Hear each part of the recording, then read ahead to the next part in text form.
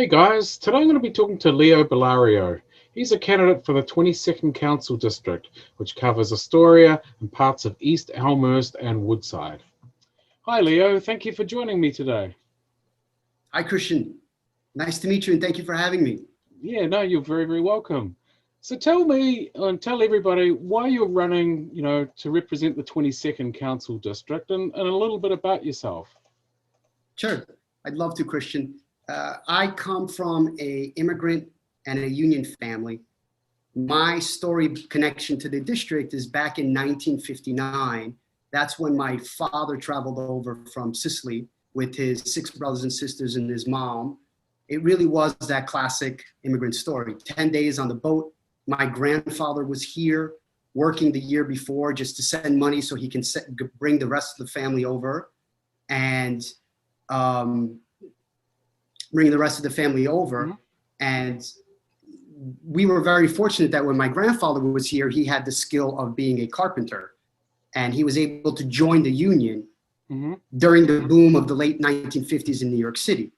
Really, that aspect of immigrants and the union is really a defining part of my story here in New York City as the first generation Italian American. I'm Italian American.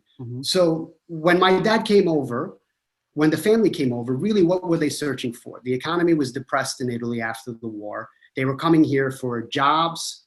They were coming here to be able to educate their children.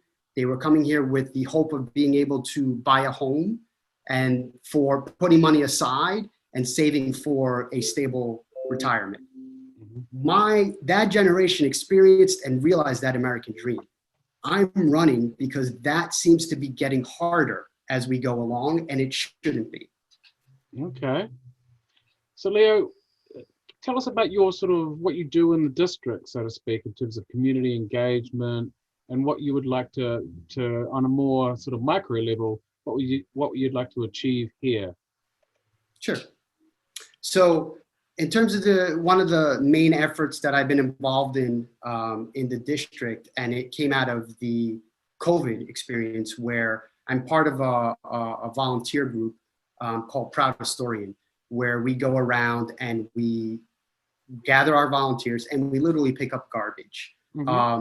With all the drastic cuts that were going on in the city, one of the quality of life issues that was really raising to the top was litter being everywhere. So it's a small example, Christian, of really community folks stepping up and being a part of their community, trying to solve an issue. So I'm a little torn. Sometimes I think about it and I'm really proud of the efforts that we're doing. And it's a great way to meet your neighbors. And it's a great way to feel in this world where so much is out of control that we're doing a part and a contribution. But the other way to look at it, Christian, is that, this is coming as a direct effect of cuts to sanitation, pickup, and litter in the district and citywide. So government, and a lot of times folks will stop us on the street, the residents, and say, it's great that you're doing that, but why are you doing that? Why isn't it our tax dollars going towards that? So it's a wonderful experience for neighbors coming together and trying to make change. I recently just had a meeting as well with leaders in the compost movement here, and it's the same thing. The compost program has been cut, and it's these community leaders that are stepping up to make sure we don't lose that momentum. So it's all volunteer based. The other things that I'm doing in the community is I talk often to small business owners, and Christian, we all know, and we all beat that same drum. Small businesses are the backbone of our community. Small mom and pop shops run oftentimes by immigrants. They are the biggest contributors to, they're an economic engine and biggest job contributor, and they are suffering. They are suffering, they're at wit's end. They don't know what to do, and they're screaming for help, and they're screaming for a level of activity and engagement and enthusiasms from electives to help save them. Yeah, all right, I understand. So Leo, just moving on to a little bit of a different topic, or a totally different topic actually. Rikers Island. Yesterday, the council passed legislation to study Rikers Island for renewable energy, and also the legislation sort of, kind of cemented the end of the Rikers Island complex. Rikers Island, of course, is part of the 22nd Council District. What would you like to see go in place on Rikers Island, or for that matter, would you like to see it even continue as a prison complex? What are your views on the Yeah, island? I think the future of the island has to be a source for clean energy, renewable energy. We don't always get an opportunity like this to redefine 413 acres of land. And I think this is our opportunity to make sure that we're coming up with our plan to put in new energy sources to counter off some of the other choking energy sources that are currently in the district. So I completely support the Renewable Rikers Plan, and I'm excited for the future of that plan. So that's my position on that. All right, terrific. Now, rezonings have been a big issue in Western Queens in the last 10 years, particularly. What is your view on the way the city goes about doing these rezonings? You know, the Ulip process, for instance. How do you see that process, and would you call for change? Yeah, so in regards to the Ulip process, one of the things that I would think about in terms of how to improvement, it feels like a lot of the community input is reactive, or I would say it's very reactive to plans that are in the mix by, led by the city or led by developers. So communities, the members of the community know the needs of the community. The local council member should have a really good understanding of the needs of the community.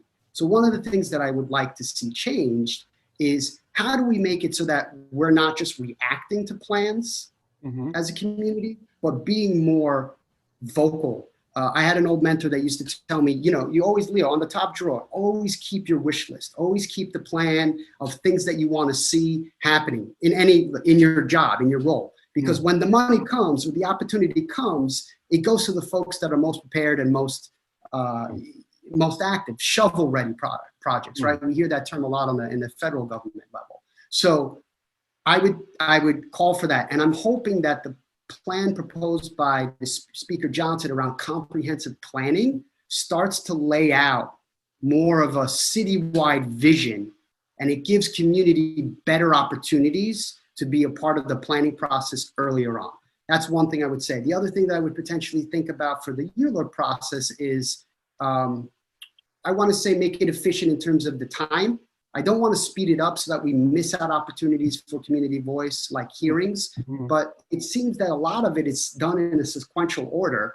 Are there ways to look at or revamp the process where maybe things can be happening at a sequential pace? So those are two things that I think about in terms of the ULURP process. Okay. Now, with these rezonings, the council member pretty much has the final say. The council member from a district, I guess historically and culturally, has pretty much swayed the rest of the council in terms of whether to vote up or down a proposal. Do you believe in what's called council deference to projects?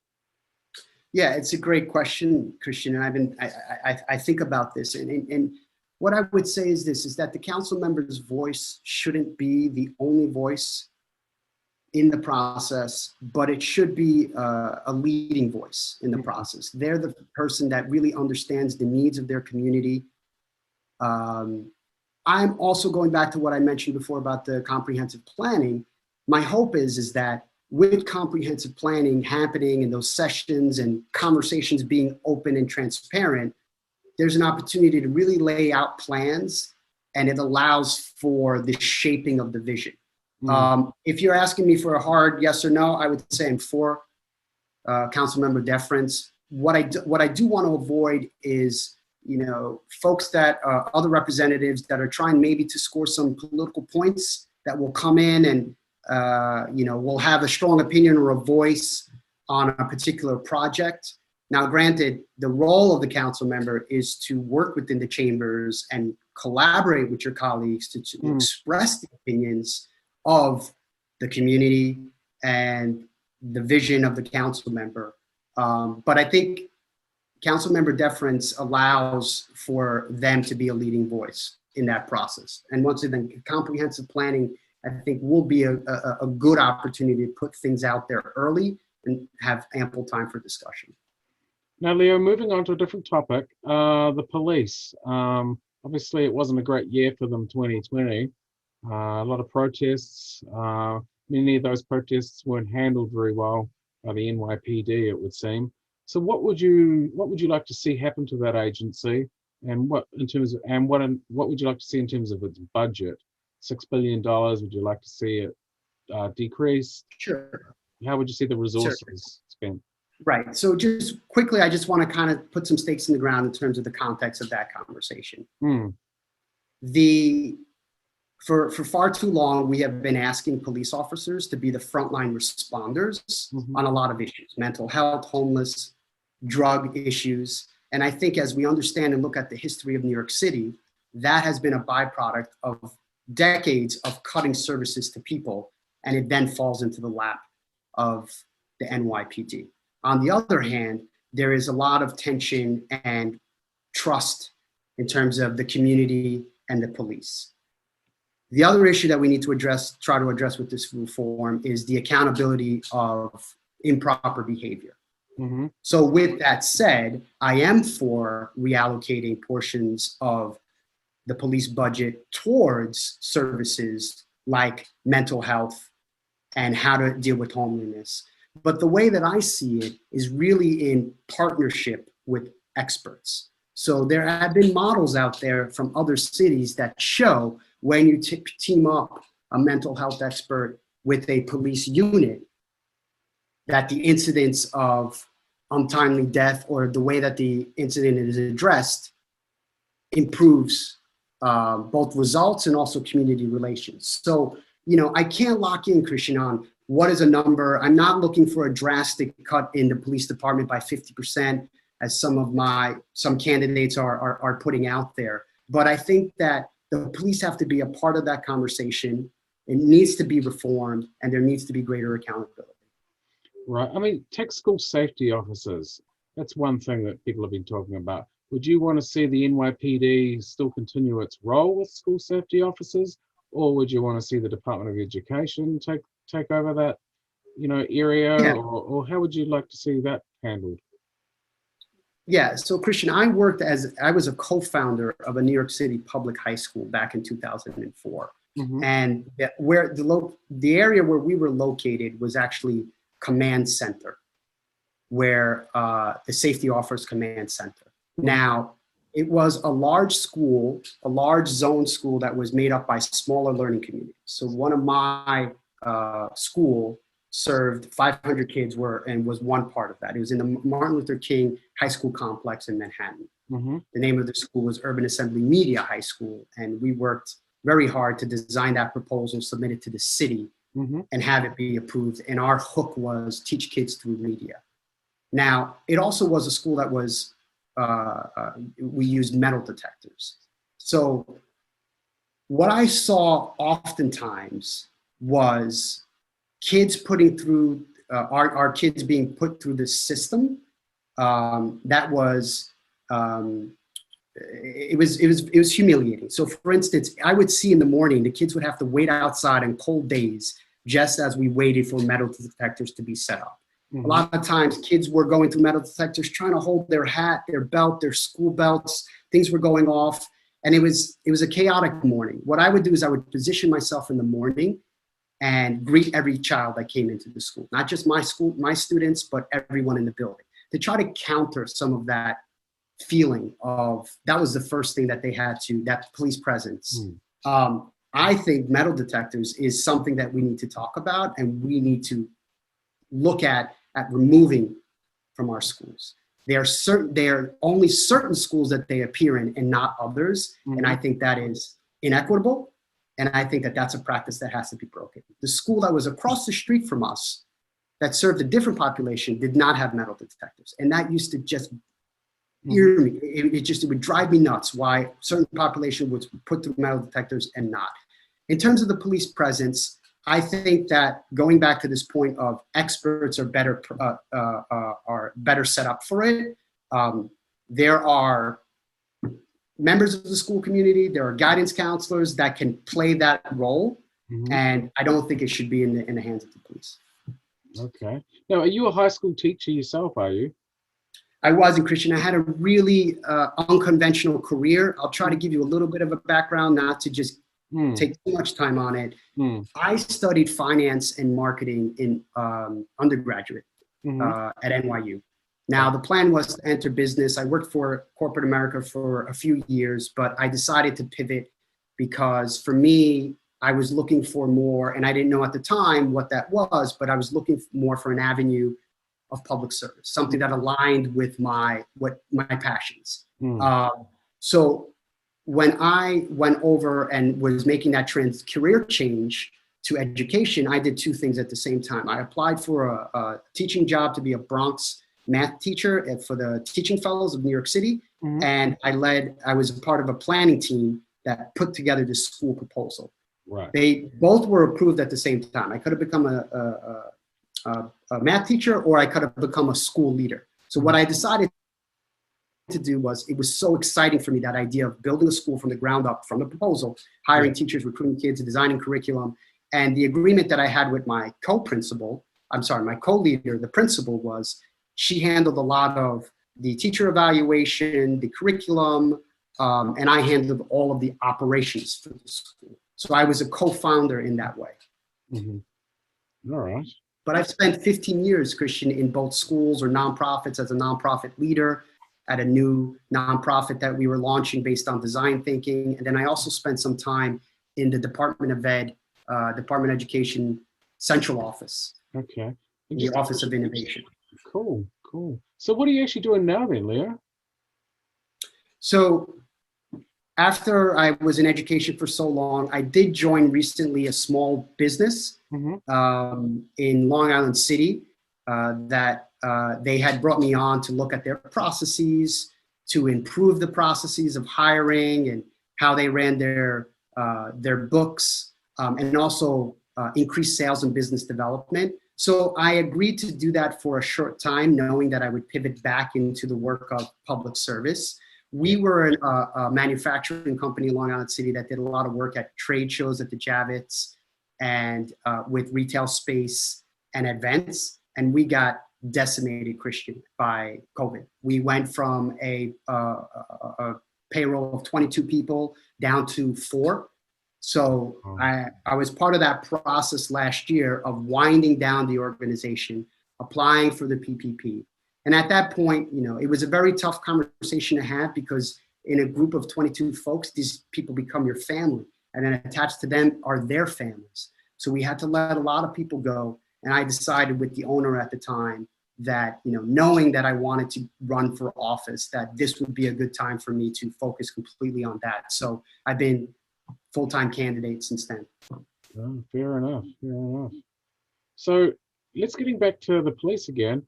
There has been an uptick in shootings and sort of violent crime in pockets of New York City. How would you go about sort of getting on top of that? Yeah.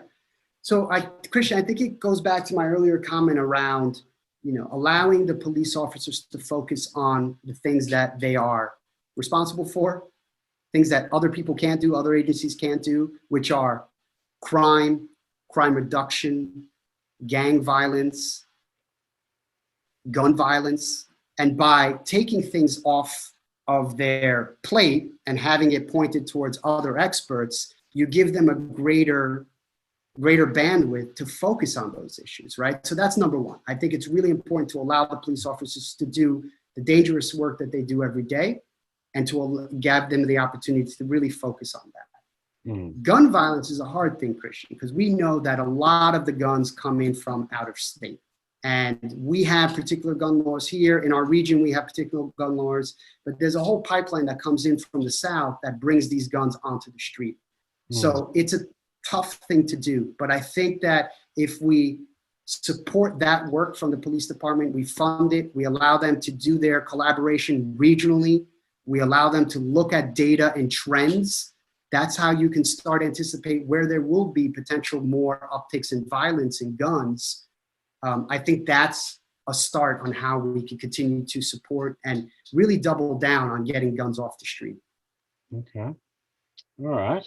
Now, Leo, moving on to a totally different topic, and that's community boards. Uh, what's your view on community boards? Do you think they're effective? And second of all, how would you select members to such boards like Community Board One?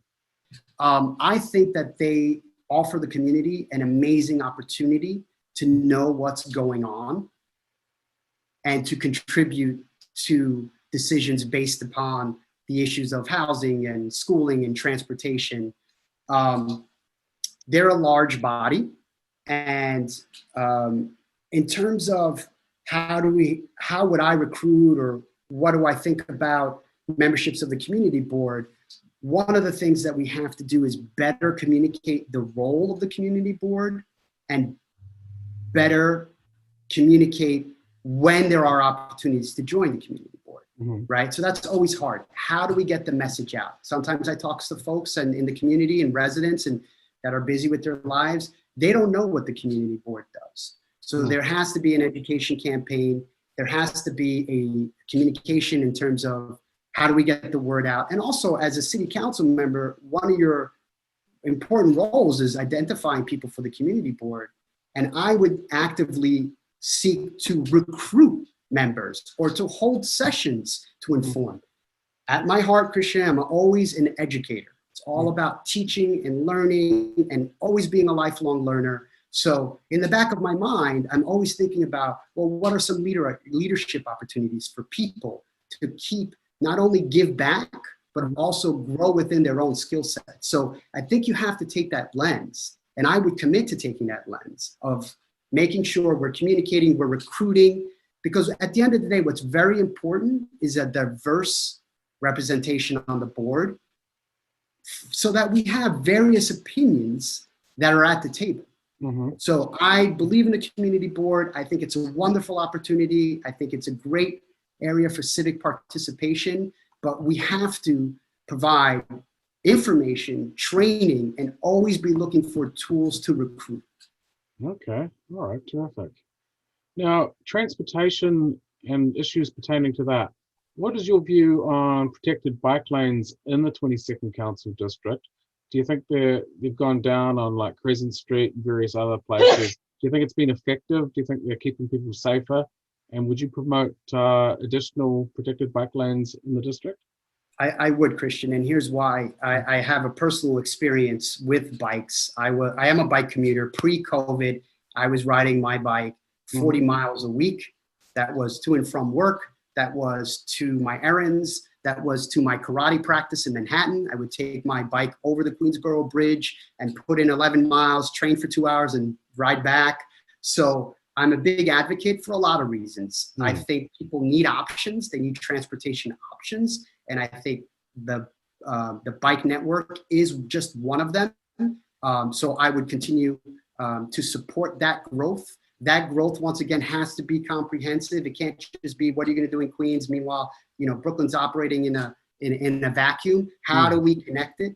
How do we really create a interborough, intercity bike network? The model is there. Europe has doing it for years. So I would encourage it. The other thing, Christian, I would say is that I have been, myself personally doored by a car. Do you know what that term is? Or maybe I should define it. No, I'm familiar with it. You're riding your bike. You're riding your bike, you're minding your business. You're trying to obey all the traffic laws. Somebody in their parked car getting out, opens the door, I smacked into it. I think I flew over the door. I'm not sure. It happened so fast. I was very lucky, Christian, because I got thrown into traffic. If there was a car coming, you and I would not be having this conversation today. So I woke, you're really rattled. And what happened was, for a time after, I was very traumatized to get back on my bike. And it wasn't on a protected bike lane. It was on a shared bike lane. But as a rider, when you're on a protected bike lane, there is an ease to it that you say, I feel safe. So we need to do that. We need to make sure that people feel safe when they're riding their bikes. Personally, it's a great health benefit for individuals, but also for the environment. It's a great thing. It's also a great thing for our transit system, our traffic problem. People need options, but I'm a strong advocate for making sure we do it in a way that's comprehensive and interconnected.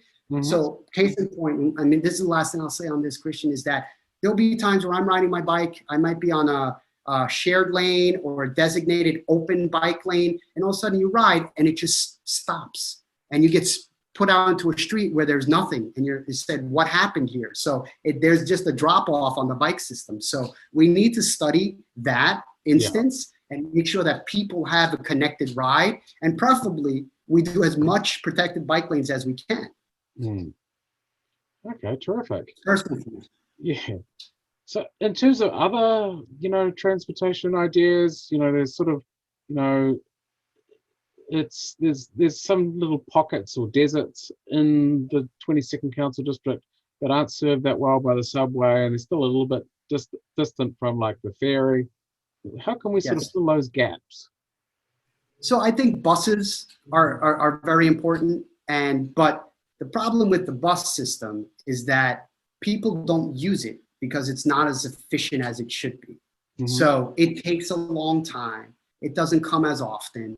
It's slow because it's subjected to traffic. And in my district, you'll see major commercial strips where a lot of double parked cars. So all this impact the efficiency of buses. I think that we should narrow in and zero in and solve that problem. And pre-COVID, there were a lot of these Queens bus redesign sessions happening throughout the district, the borough of Queens. And I was attending as many as I can to listen to people's feedback and hear how the Department of Transportation wanted to attack it. But I think that's an excellent opportunity.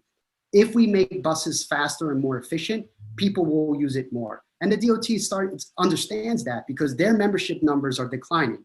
So you have to improve that service. The other thing is we need to give people more options to get around, whether it's city bike, and the district has been expanding with city bikes. They're popping up everywhere. Shared scooter programs, and I know that the city is currently involved in an RFP process and request for proposal from vendors to do more of that stuff. Yes. Let's put all those options on the table because people need those to be able to select, and they'll select what works for them. Right. Now, Leo, anyone that drives down Steinway Street thinks, oh my God, what's going on here? Traffic's just darts in and out. You can't, people are pulling out of parking spaces. It's just an absolute nightmare. What do you think can be done to streets like that? Yeah, it's, that's been a problem, Christian. And actually, that's where my father had his small business for 50 years. Oh, yeah. So we've seen the growth of that continual problem. A lot of it stems from, the double parking and, people running in and out. Yeah. It's a tough issue. And I think, the city has been cracking down, and there is a real fear of enforcement in terms of getting ticketed. There are agents there all the time. My father all the time would say, you have to constantly feed the meter. You don't want to get ticketed. So it's a tough problem, Christian. It slows up buses, like we said before. It's something that's been there for years, and I think we have to continue to look at it and attack it. I don't have the perfect answer on how to solve that. No, fair enough. So just to finish up, Leo, you've got, I think there's 5 or 6 other candidates that are in the Democratic primary. How do you differentiate yourself from those people? What makes you think you're the best candidate of the bunch, and why should people vote for you? Sure. So the way that I'm trying to differentiate is connecting back to this story of, from the community, as a part of this, as a lifelong New Yorker who wants to live here, who wants to raise a family, who wants to buy a house, to really be out there and listen to those experiences for people and how difficult it is, and really focus in on solving those problems. My experience in education has always been about bringing in an idea that's innovative to try to capture the kids' attention and get them to have the skills that they need to continue to move on in their education career, and their career, their job career, and their civic participation. The other thing that I've always tried to approach is how do we build community to solve these problems? So that is part of the work and my experience that I want to parlay to really tackle these big, difficult city issues that we're facing. They were hard before COVID. they're getting even harder now. Mhm. So how do we come together and have honest conversations, because these problems are nuanced. They can't be solved with, oh, well, we just need to take an extreme position here. We can't. We need to come together as a community, and we need to solve these things together. One last thing in terms of my commitment to the residents is that I'm accessible. I'm engaged in solving these problems. This is what I want to do. I want to solve the local issues. Bring me your issues, and those are things that I want to solve. And I have the energy for it. Mm. Now, Leo, there's a big movement towards, the progressive. There's a progressive wave, and it's pretty strong here in Astoria and like places like Jackson Heights, etc. Do you think you appeal to those people?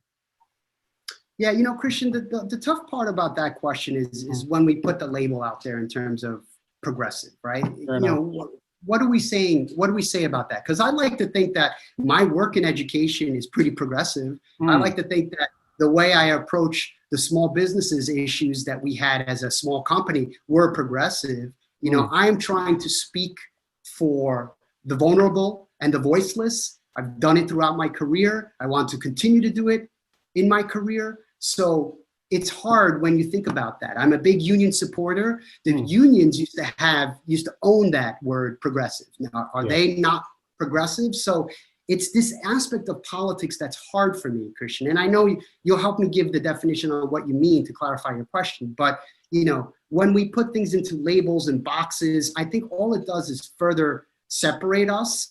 And on this race with local issues that we're facing, we really need to come together. And we need someone to take that approach of understanding the situation from all sides and negotiating a compromise. When people leave a negotiation and they're not 100% satisfied, you know what happened, Christian? You mean you negotiated well. So they're nuanced conversations and they're complicated. So I want to roll up my sleeves and do the work to solve those problems. Right. Okay. All right. I mean, I guess, when people talk about, progressive policy, they're talking about like, closing Rikers, no new jails, healthcare for all, single payer kind of stuff. I guess that's kind of, in the direction of progressivism, and which I support healthcare, universal healthcare, but that's something that's really done through the state and the federal level, right? So, do I check a box on that progressive, area? In terms of closing Rikers? Sorry. Yeah, no, fair enough. I mean, it is a sort of all-encompassing term nowadays. So you're quite right to sort of say, hey, what is it? So just to finish up, Leo, is there anything else on a policy basis or, about you that people should know about just as we close up? Yeah, I mean, I really want to go into the council and be an advocate for all. It comes back to these pillars of the American dream. And I know that statement is cliche, but we all want good careers and jobs, good schools for our children, the ability to buy a home if we so choose, and putting aside for retirement. And I think a lot of how I think and how I want to operate is to move us all closer towards those goals. Right. Okay. All right. Well, listen, Leo, thank you for joining me today. Thank you, Christian. It's been a pleasure.